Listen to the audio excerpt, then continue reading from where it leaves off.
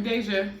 And we are Black and Curious. Yes. So this is our podcast / channel about exploration and reclaiming curiosity as Black people.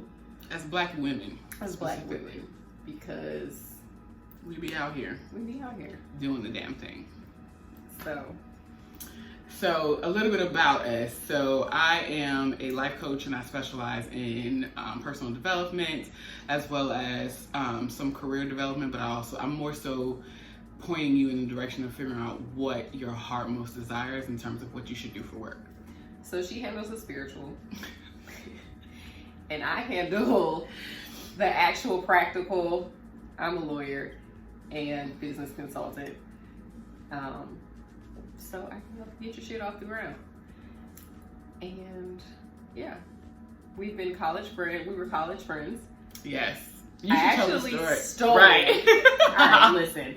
First of all, let's get a cheers in here because maiden voyage. Well, not maiden because we did this before, but here we go. We did. But I mean, we're better. We're back and we're better. We're back and we're better, and we're back and we are less a mess. Cheers. Less broke. Okay. How about hallelujah, praise God. Tough. That part. Okay, so Dehjai and I met because her best friend lived on my hall freshman year. Yes. And so we kind of were, I feel like we were kind of... I feel like we were like expats.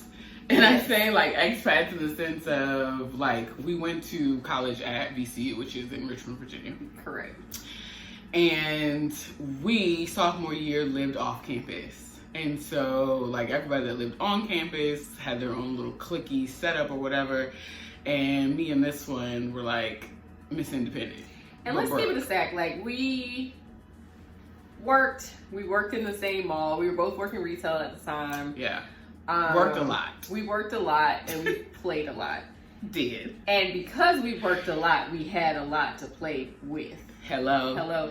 Responsible. So, the other girls didn't have, the money to be doing what we were doing at the time. Now that we had a lot of money. The other girls wanted to be mooching off of folks because they didn't have shit. Quiet as it's kept. But we had cars and we were working and we were doing and we were frolicking and we had a little extra few dollars to spare. So because none of the other people in my friend group, because Dehjai was coming into the friend group. But I was. And my friend group didn't have anything extra to go around. I was like, okay, this girl has something extra to go around. Okay. She's like me. And so that's how we became friends. And yes. We are not even close to the age we are. We were when we met. So that is how we became And friends. Neither of us are friends with the person that she stole me from. I wasn't going to say that. Shout out to you, girl, though. Hey, girl. So shady. But, okay. Hey, girl. Thank you, girl. So, in terms of, like, blogging and lifestyle, this whole concept, Black and Curious, stems from our whole idea to be, our whole lifestyle being super sedity. And it was a running joke between the two of us that we should start like this whole company about the sedittiness of ourselves. Yes. But there was already at the time a group that were going by Sedity Misses. And so we just kind of like literally randomly on the phone shooting back and forth like these just jokes. Yeah. And then it was like, why don't we write this shit down? And then also like in this space in my life, like I feel like I've grinded really hard and hustled and always like absorbed like the hustle culture. And this is a moment that I just want to reclaim curiosity and play and like the best parts of me from when I was a kid. Yeah. And so I wanted to, just hang out with my friends, kick it, have a good time, travel, which I love to do, obviously. And just have a good time with my friends. Do the rat shit with my friends. Little ratchetry. So we are, much as she hates to say this. Please God, don't say that shit. Oh no! Don't let my grandma see. Don't nobody tell my grandma. we are Sophista Ratchet. Or ratchet adjacent. I repeat that in the name of Jesus. We're no longer, I feel like we could be ratchet adjacent in the sense of the foolery from yesteryear, which is like when we were in college. Yes. Now we're both very, highfalutin, as my mother would be saying. That's real southern. I really don't think that I'm highfalutin at all. I just think I like to have a good time. And okay.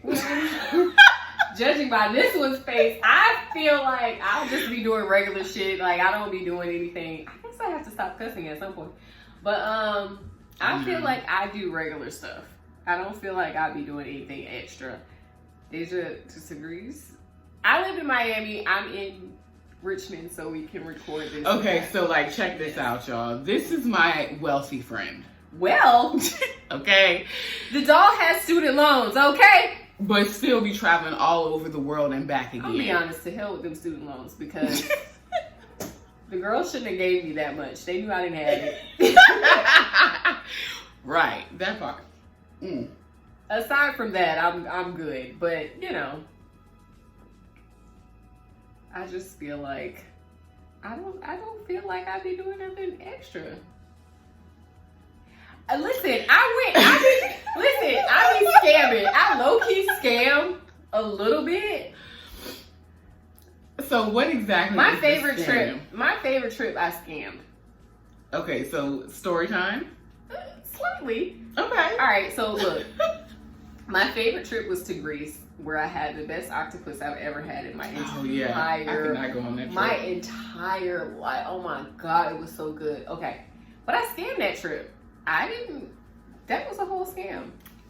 What you mean, friend? Like, okay, here's the way I scammed the trip. I went to see Leanne La Havas. I love a concert, obviously pre-COVID. This was like many years ago. Indubitably. Yes. So I went to see Leanne La Havas in Atlanta. I stayed on my friend's couch. I went to the show by myself. The next day, they oversold my flight by like 20 some odd seats. Over 20 seats. So they were giving vouchers to get off the plane. Damn. And so, oh yeah, I do know this story. Okay. Yeah. So they were giving vouchers, and at first I was like, I ain't gonna do it. I wanted to get to work because I was working hourly. I was doing like temporary contract work as an attorney, and so I was like, I'm not gonna do it. And then they kept asking, and they kept upping the money. So they got to like $800. And I'm like, man, I'm gonna do it. So I was like, okay, I'll go. I'll volunteer. And they were gonna fly into West Palm, which is like maybe an hour away from Fort Lauderdale. I mean, away from Miami. But there's a train that goes down. Yes, because I took the train. Right. Yeah. So I was like, all right, I'll do it. So then they were like, well, we took too many. So they were like, now you have to get on the plane. And I was like, ma'am, I really, really want to go to London. And at the time, I really did want to go to London because I was into all of this British music. And I wanted to go to I wanted to find a show and go to London to go to a show. I was into the Leanne, obviously I just told y'all I went to Atlanta to see Leanne La Havas. I was into she's dope, by the way. Laura Movella. I don't think that's the right way to say her name. And all of the girls, Jessie Ware and all of the girls. So she made me get on the plane and I was like, damn, I just want to go to London. And she was like, I'm sorry. And then she came back on the plane and was like, do you want to get off? Praise God, amen. So I was like, yes, I do. So I got off the plane. They gave me the $800 voucher. And I wish I would have me a goddamn $800 voucher. Like, what? You know how many domestic flights I would take off of that? And I went and I flew into West Palm and I took the train down to Miami, and that's how I got to Greece, was on that $800 voucher. And that was my favorite trip. I literally I would go to Greece every year if I had the money to do so. I love Greece. Beautiful. Well, food, excellent. With all that we're doing, yeah, we gonna speak that into existence. Amen. We going to Greece. Amen. So, praise God. But then also a lot of the trips I take now are because I live in South Florida. So and because I'm low key, lowest of all high keys. I'm low key fluent in Spanish. I mean, you have should to be. You're in Miami. No, it's not from Miami, but I took a lot of Spanish, and as did I. But am I as fluent as? But I've worked at keeping my Spanish fresh. I can't get them words together, y'all. Yes, but I've worked at keeping my Spanish fresh. True. So I speak a little Spanish, so I like to go to South America and stuff. So like when I went to Colombia, one of my friends who her friend's family had a house there, so we stayed there for like $200 for the whole week. Damn, yeah, that's a good time. So it's a scam, and then of course I'm flying from Miami, so that shit was like, it's a scam. It is, but it was not a scam because scamming is illegal. I mean, it's not scamming. I mean, listen, I also work in like fraud and stuff, so like I don't be really scamming, but I'm saying I don't do it. It's cheap the way I do it. I don't do it. I'm not out here balling out of control yet. But don't let her fool you. But yeah, so like all of my trips, I've gotten a little scam on. Girl, no, I've not. But it's a good time. No. Well, so before we was even out of college and really traveling and flying like that, I did scam on a trip, and that was. You absolutely did. You scammed on the trip before I scammed on the trip. To be honest. I mean, because niggas was irresponsible. Back to the student loan foolishness. Like, so somehow or another, they had given me a like $2,800 refund check because they had overcharged me. And so they ended up giving me this money like at the end of the damn year at that. It was literally in like the middle of May that I got all this money. Mm-hmm. So I did the responsible thing and I put majority of it in my savings account. But then I was like, nigga, I want to go to Italy. My sister is in Italy. And so this was like forever ago. I'm not about to age us. But like the ticket to Italy round trip was, I think, $711. Mm-hmm. And you know what's funny? Like, so she mentioned earlier that I'm on the spiritual tip. So like in regards to my being on the spiritual tip, 7-11, the numbers tend to follow me, and we'll talk about that more so. But like real quick, I just put this together myself as I'm having this conversation with you and y'all. Mm-hmm. The ticket to Italy was $711 round trip, and I flew out of BWI, which is in Baltimore. Mm-hmm. I was there for a week. I had a good time, living it up, and then came on back. And that's honestly my only out of the country trip that I've ever taken, which is kind of sad. Yeah. So I had no responsibility, so that's why we just, tricked off on a flight to Italy. And I had never flown more than domestically in my life. So like I turned 21 and 2 weeks later I flew out of the country by myself for the first time. So, and back to the 7-Eleven. So 7-Eleven has followed me in the sense of one of the jobs that I thought was going to be a career choice of mine was I used to work for MAC Cosmetics, and I was it's her face versus. Girl, I don't look like I have on makeup for real. Y'all wouldn't know if she hadn't said it. So anyway, child, I don't have makeup on because I couldn't be bothered. But God bless. Girl, your skin is fine. I'm having a good skin moment. You except are. If I was doing this angle, I would be having an even better skin moment. But I'm having a good skin moment. I'm not even gonna lie. Crazy lady. Anyway, so I was working at MAC, and that was probably my early years working there was like fantastic. I loved the job because I love art and makeup and beauty. I'm also a painter, so there you can see part of this painting. At some point I'll throw a clip in so that way you can see the whole thing, and maybe I'll show some more of my painting.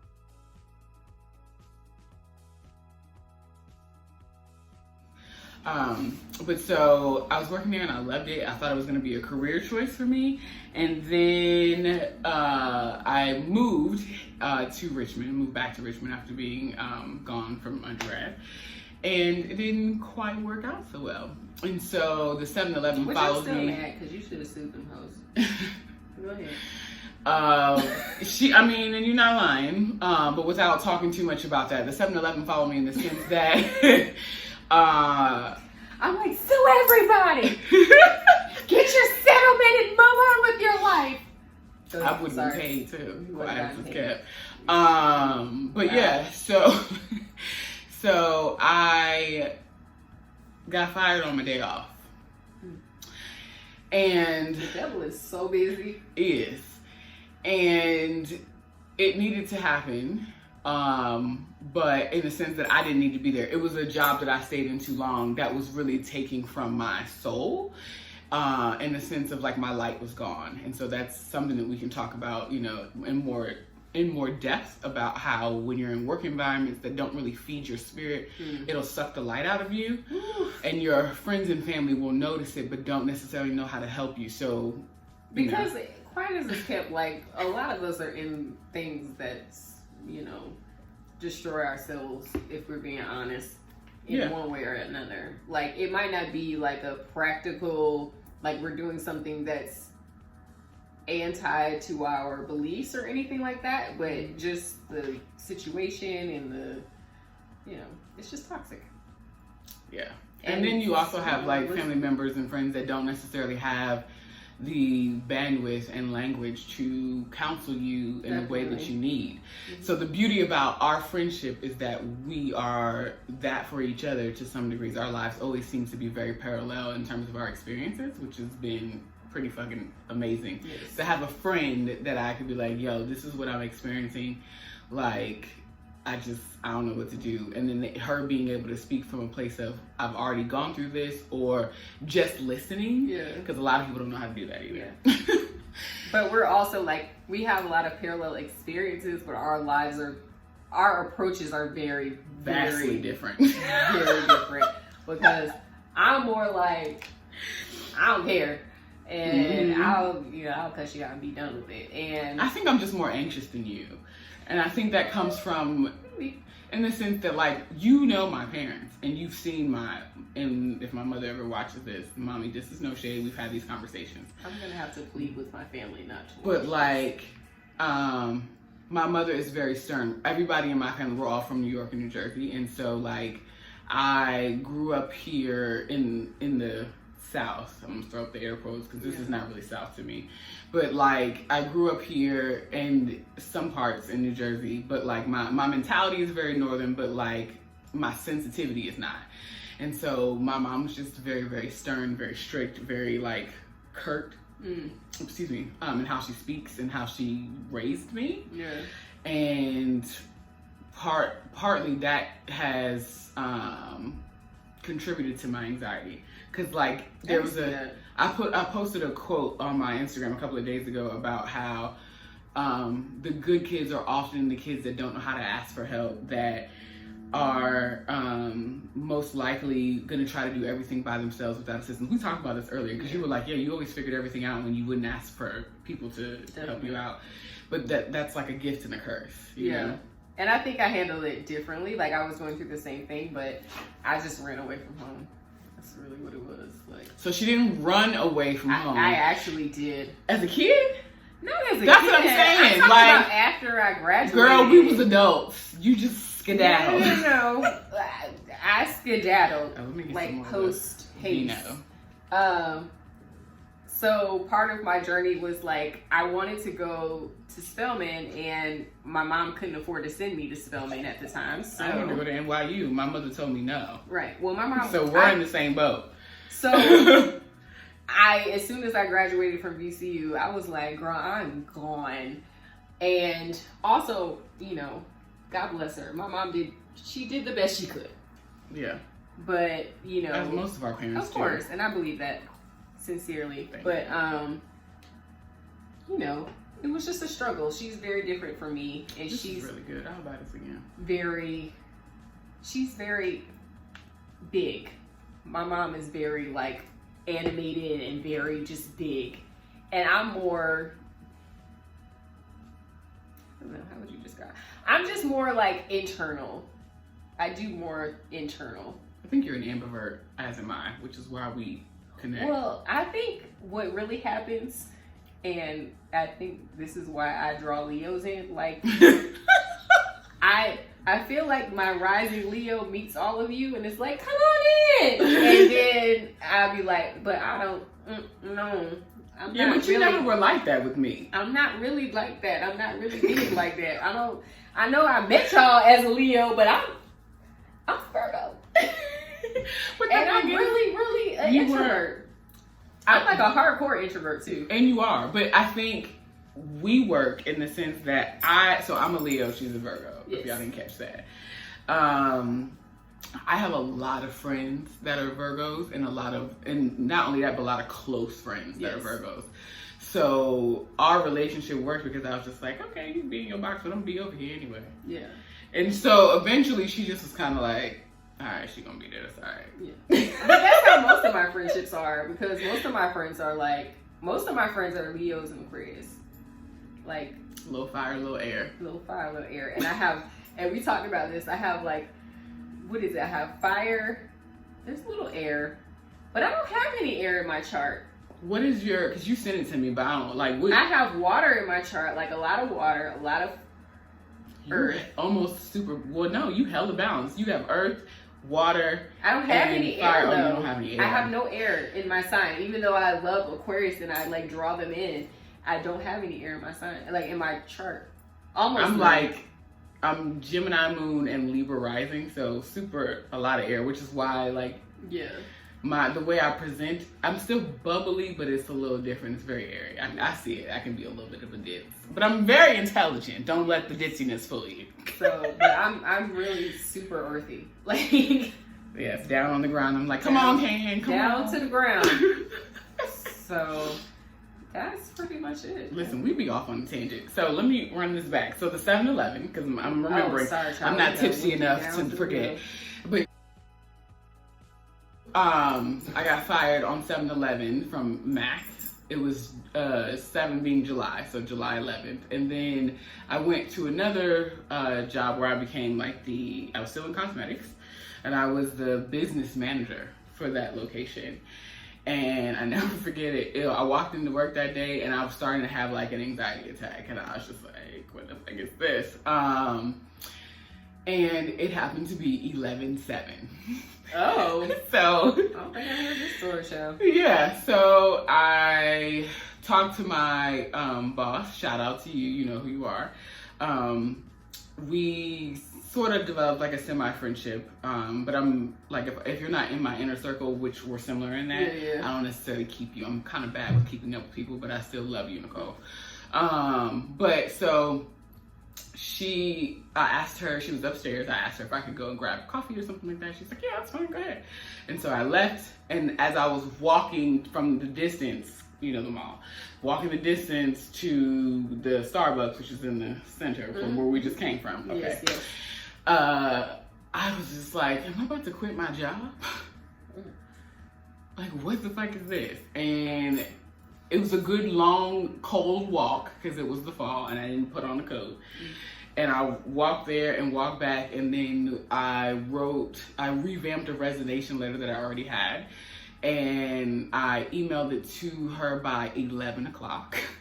And wow. She pulled me in her office. And to her credit, I appreciate her, which is probably how we ended up having like a friendly relationship.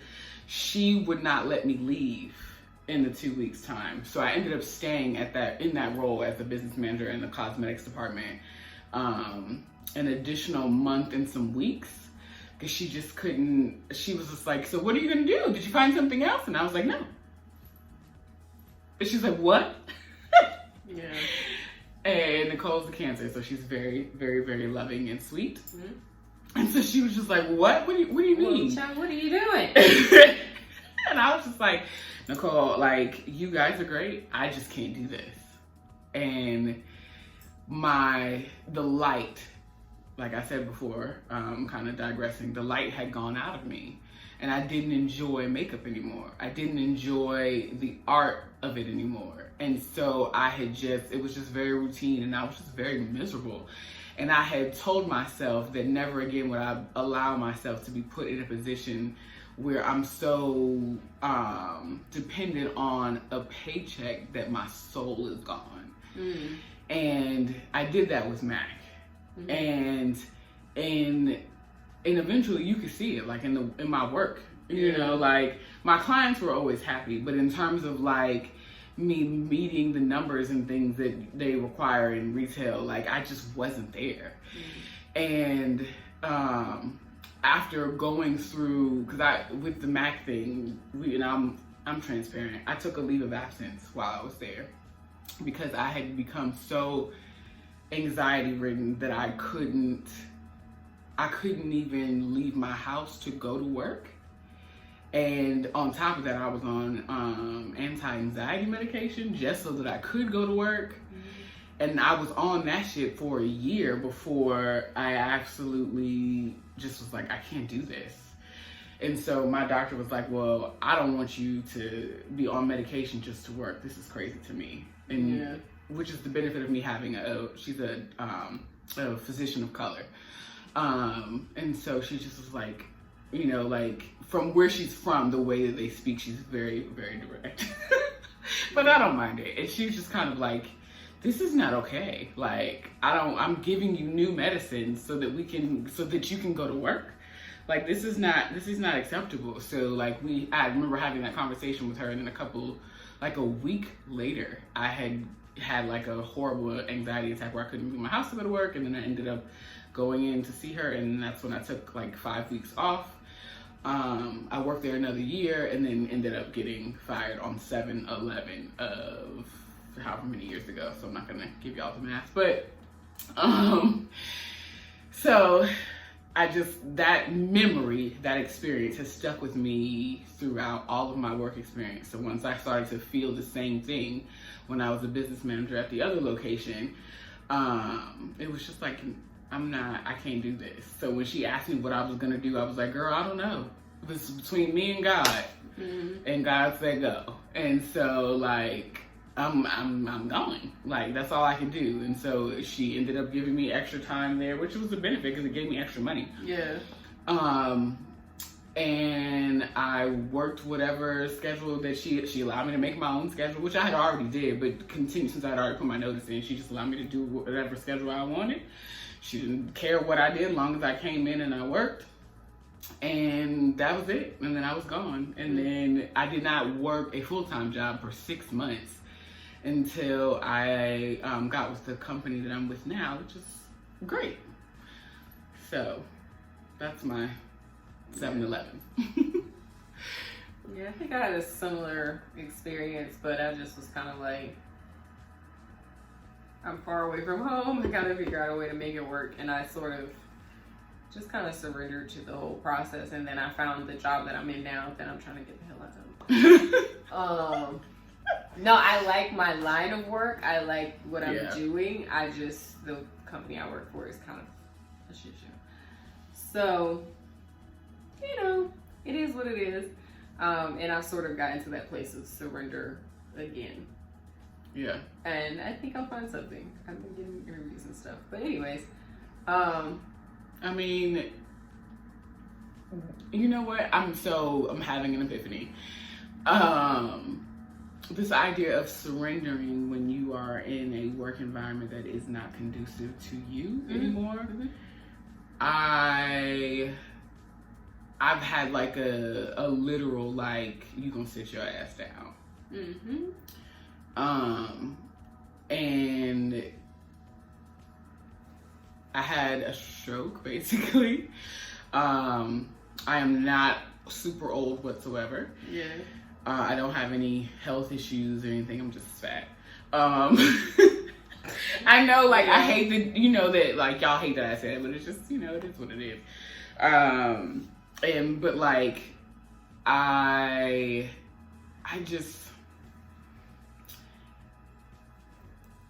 was allowing myself to get back into a place that I said I would never be in. Yeah. And so, me being on the spiritual tip, like, whatever you believe in, God, Allah, universe, spirit, however you see fit to call it, for me, God was just kind of like, I'm going to sit you down and keep you still. Yeah. And give you time to figure out what you want to do next and how you want to execute that. And this has not been an easy experience. So this stroke scare happened 7 weeks ago. Yeah. But I think it's two sides of the same coin of like, for me, I'm able to, one of my gifts and my curses is that I'm able to like, what do you call it, compartmentalize and like sort of dissociate from certain things. So when I say I surrender things, I mean like I'm able to just be like, whatever, I don't care. I'm gonna just go in and do what I have to do. I'm not gonna let this place upset me. I'm not gonna let all of this stuff rile me up. I'm gonna go in here and truly mean it. Like, I've said it sometimes, but not meant it. So like when I say it and mean it, things move for me. So I think, you know, it's just a different process. Whereas you kind of need like a hard break. I'm able to just be like, girl, I just don't care. And I'm gonna be fine and I don't care. And I'm gonna keep working and I'm gonna still not care. And I'm gonna be going here and telling people I don't care. But I think I get that from my mom, because my mom is trying to retire. Well, she's about to retire and she's been not caring since 1991. So, yeah. That's pretty much my sort of origin story, I guess. Anything else I need to talk about? No, I think we kind of gave y'all like a little bit of meat and background on that. So basically what we want to do in this podcast is do like deep dives on interesting things that we care about, and interesting things that we're curious about. Mm-hmm. So there'll be a little bit of travel, hopefully. Well, us doing this podcast sitting in the same place requires travel. So I live in Miami, she lives in Richmond still. For now. So it requires travel for us to be in the same place at the same time. Yeah. But also, like, we want to do some trips and explore different places and what they have to offer and share. And, but also just like things like mental health. We've both been in therapy. My therapist trying to put me out, but I don't really want to go. But we both been in therapy for, you know, pretty extended periods of time. Off and on, but yeah, so we're gonna talk about that. We're gonna talk about anything we're just curious about, and we're gonna do a deep dive to, like, instead of just kind of skimming the surface, we're gonna do a deep dive and try to get guests and do all of that. So that's what we're here to do. So yes, stay tuned, darlings. Yeah, I'm looking at my sleeve. All right, where's the remote? Jesus. So yes, stay tuned. Follow us everywhere. Black and Curious for now. Yes. Black and Curious on Instagram. Why do you keep saying this? We didn't already told the people we are black and we are curious, as they can see. Yes, but for now. The time it took to come to this name. The name has been a journey. And I know it sounds real simple, but so child, it's been a journey. Because we just couldn't agree, which is weird, because we be agreeing on a lot of things. Yes. But this, we just could not get it together. We've been thinking about a name for 3 months. So follow us everywhere, Black and Curious, and she's So Dehjai Vu. So Dehjai Vu and Day Intuitive Coaching on Instagram. Okay, and I'm Kandron, KANDRON _ on Instagram, KANDRON _ on Twitter. I don't do the Twitter, so you'll never see me there. I like the Twitters. But it's more so like business and lawyerly stuff. Not lawyerly stuff, but it's like businessy stuff. You know. And then we'll cut up on our Black and Curious sites. So join us. Welcome to the fam. Welcome.